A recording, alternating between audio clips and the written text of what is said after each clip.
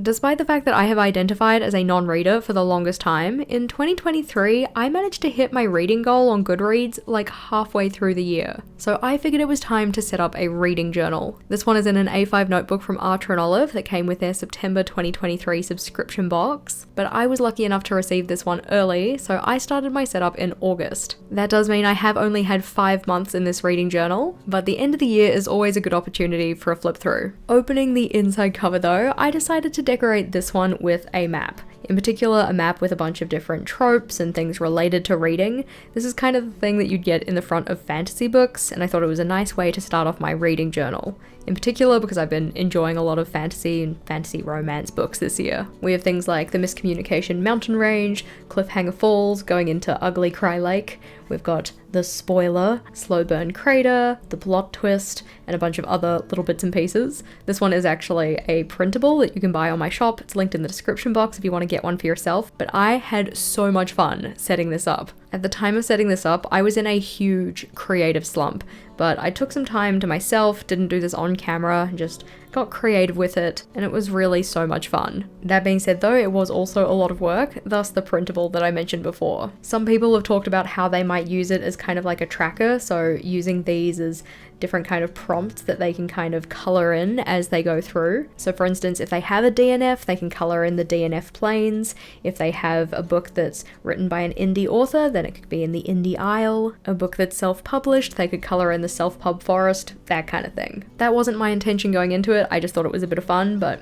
I'm very pleased with how it turned out. Flipping into the actual first doc grid page though, this one is a list of page ideas, because in setting up my reading journal, I came across a lot of different ideas in my hunt for inspiration, so I wanted to record some of the ones that I might be curious about setting up at some stage in the front here. This was also a nice way to use that first kind of awkward page because it's not the kind of thing that I refer to heaps. It's just if I wanted to set up a new page in my reading journal, I'd come to this one. So we've got things like reading tracker, non-fiction topic log, a wish list for books if I want to start collecting books, one sentence reviews, which I think is a really fun idea, planning for my readathon that I have with my friend every so often, and a bunch of other stuff. You can probably tell from the header here that I decided to go with a kind of neutral color palette, which isn't something that I typically use in my journal, but I love the scrapbooky kind of aesthetic of it, and it's not something I usually do, so I figured this journal can be where I do that. On this spread here though, we have the index, and in my regular everyday journal, I don't usually use an index because things are in chronological order, but because I was kind of setting this one up as more of a long-term journal,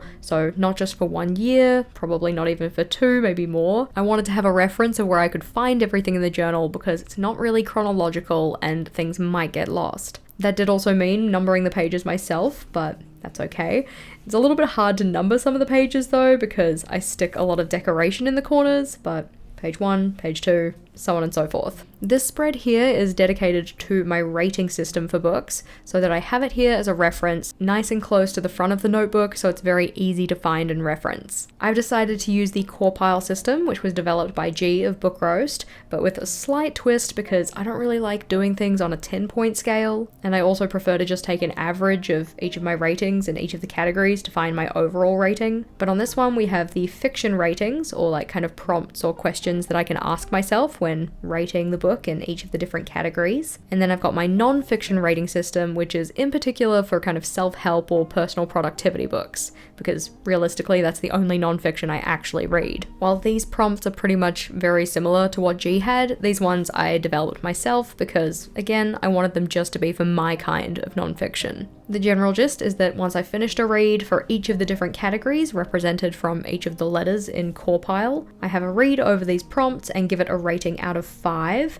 I use half stars, thus not wanting to do a 10-point scale because then that effectively ends up being 20 points. So I've got numbers from 0 to 5 and a little descriptor of what each of those mean to kind of help me out. While this one was a lot of writing, I really love how it looks and I have referenced it heaps. Flipping on over, the next one we have are my TBRs, and I wanted to split my TBRs into 2 different ones so that then if I'm looking for a fiction read, I go to my fiction list, my small fiction list, and then if I want a non-fiction read, I can come over here, which is distinctly larger. Again, because I am planning for this journal to last me more than just the 1 year, As said, I've only been using it for 5 months. There's still plenty of space to fill up, and that means that in my new setup for 2024, I won't be having another TBR list. I'll just finish this one off, and then once it's all filled up, I'll set up another one and then thread the pages. We have a separate video on threading if you haven't heard about that before. From the looks of things though, you can see that this fiction list is going to take me a while to fill up, mainly because a lot of my fiction reads come from recommendations, so I'm more likely to put them in the recommendations list anyway, though there are technically more fiction reads that I want to read that I could put in here. Flipping over though, the next layout we have is the recommendations list, and on this one in particular, I wanted to specify who the recommendation was from,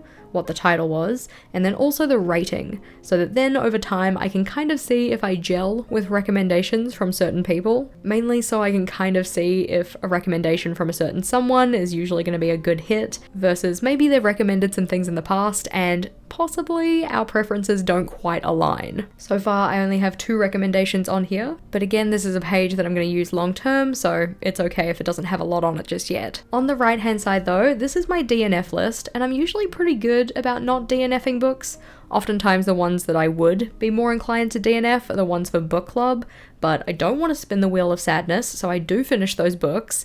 The only DNF I've had this year is actually one that I started last year, and it's just gone on for so long that I don't think I'm going to finish it. I just don't come back to it. That is the 4-hour work week. It might be one that I return to in future, but right now it's just not something I'm interested in. In terms of the background on this page, this is all just a scrapbooking paper piece with a couple of little extra bits layered on top of it, because as said, I wanted to get a little scrapbooky in these layouts, do some paper layering, make it look kind of cute. This layout though is my books read list, and it's on a Dutch door, so I have plenty of space to record as many books as are on these pages. There was absolutely no expectation on myself to fill this up before the end of the year, because again, planning on keeping this one for a while, and once it is filled up, if I need to, I'll just make another collection later in the journal. On this one though, I put in the date for when I finished the read, the title of the book, and the rating. And I do kind of wish I'd done my stars differently because they look a little bit dark compared to the rest of the kind of like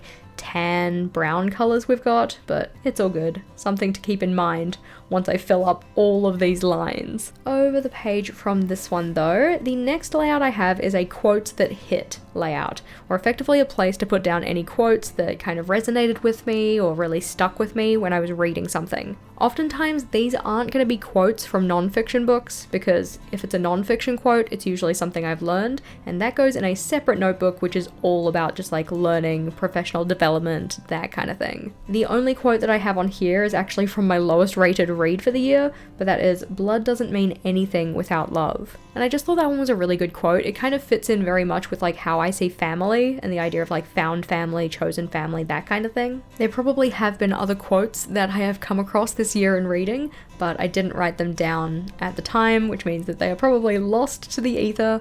I might go back and reread things and chuck them in, but for a quote to actually make it onto this page though, it really has to hit. That one in particular, like I read it and I was like, oh, I feel that like in my soul. So this one is going to take a little while to fill up as well, I think. You can see again, like I mentioned, easier to put the numbers in some corners compared to others, but flipping over, the next layout we have is a series tracker. So for each of the series that I have committed to reading and decided, yes, I'm actually going to continue with this, they can get written down here. And then for however many books there are in that series, I can put dots on the other side. So for instance, Court of Thorns and Roses, we have 5 dots along the top, each of them ticked off because I've read them.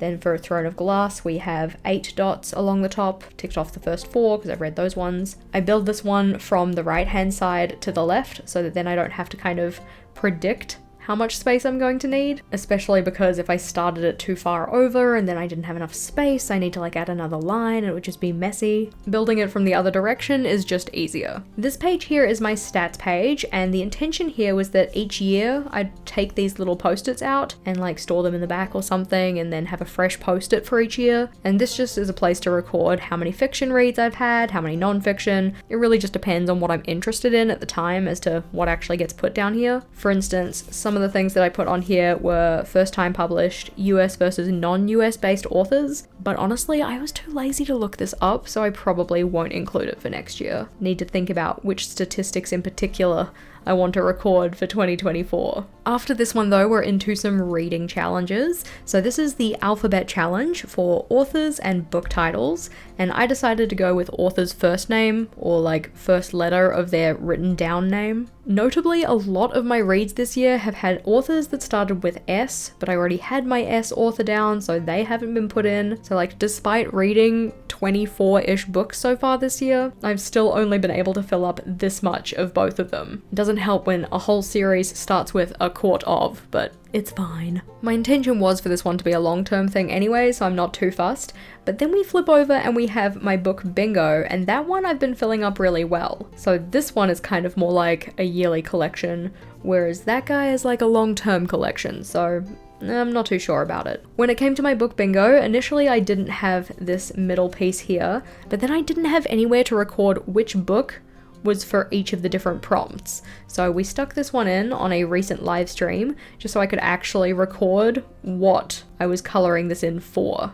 So for instance, read as an audiobook, that was mental fitness. Surprised by my rating, that was Air of Fire. I effectively numbered it so it's just like 1, 2, 3, 4, 5, and then next line 6, 7, 8, so on. I also set myself the rule of only being able to use each book once for each of the boards. So for instance, A Court of Thorns and Roses was number 18, which was read because I had FOMO, which means that I can't use it for anything else. So even if I squee, even if it made me ugly cry, it can't be there because I read it because I had FOMO. That being said though, it is only per board. So if we flip over, you can see a repeat of some of these books for this bingo board. There are some of these that are not going to get filled in this year, but I'm still going to do a new bingo board for next year, I think. Flipping over, this one is for reading prompts, and anytime I see any reading challenges that have interesting or cool prompts, I just note them down here. As a question, what is a reading prompt that you've seen or come across that kind of stuck out to you as that was a cool prompt, that was an interesting prompt, or that one was just kind of memorable?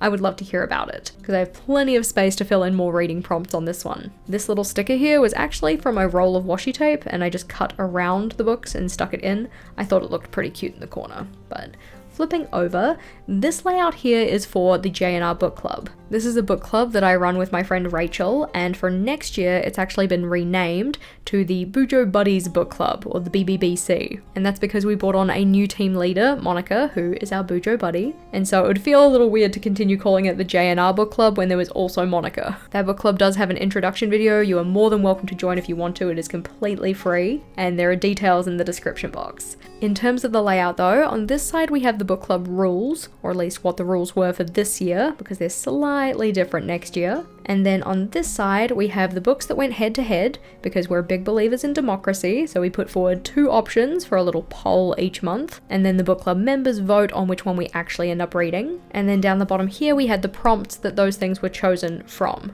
So for instance, for February the prompt was won an award, and then these were the 2 books that went head to head for that month. On the next page though, this is where we have my 2023 in review. My intention for this journal wasn't to have too many layouts that were very year specific. They were more so long-term collections, but I really loved the idea of doing a kind of reading wrap up. I love the little graphs people make. I love it when they pick their best books of the year, all of that kind of thing. So the sections that I had in here were a type breakdown, so the amount of fiction versus non-fiction. Because the year isn't quite over, I haven't filled that one in. I had a little space to record how many books I read each month and write down my page totals in this little graph. You can see this one got a little bit higher because when I went to calculate this, I calculated July as being the highest, but it was actually September with like 1,800 pages versus July, which had 1,500 pages. I don't know how I stuffed that one up. It's fine, it doesn't really bother me. So I just made it go higher than the top of the graph and wrote a little oops. And then down the bottom here I have a space to record how many pages I read total, but we need to wait till the end of the year for that one. Over this side we have a space to put in my top 4 books of the year. A random number I know, but I'm not too fussed about it. And this section is for the book awards. So this is the kind of thing like you'd get at the, I don't know, like the Oscars where they're like best actor and all of that, blah blah blah. So I picked out a bunch of random awards to give my books. So for instance, like biggest hit in the feels, which was A Court of Mist and Fury, best takeaway points, which was Make Time, kept me up way too late, so on and so forth. This one, such a slog. For this one, I decided that you could have books that win multiple awards. So for instance, my biggest book hangover book was A Court of Mist and Fury, along with the biggest hit in the feels. This little box over here was just some extra space that I wasn't really too sure what to do with, so I just put some journaling in about kind of like my thoughts about the reading year. And then this is where I was going to leave it. I was never really planning on doing any reading reviews or anything like that because I just don't really like writing all that much, but I got FOMO, so then I put in reading reviews.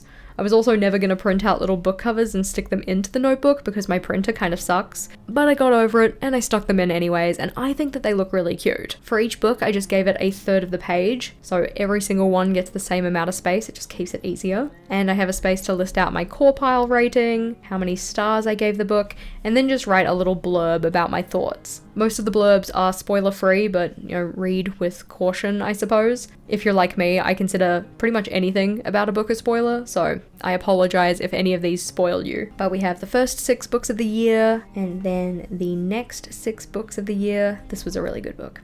And we have the next 6. This one was literally read for nostalgia reasons. It's not that good a book, but nostalgia. After this we have the next 6. This was the book that was the biggest slog. It was one of those like such good potential, but it was not for me. That one ended up putting me into a reading slump, but then this one got me out of it, so it's all good. And then we have the 2 books that I'm going to hopefully be reading in December.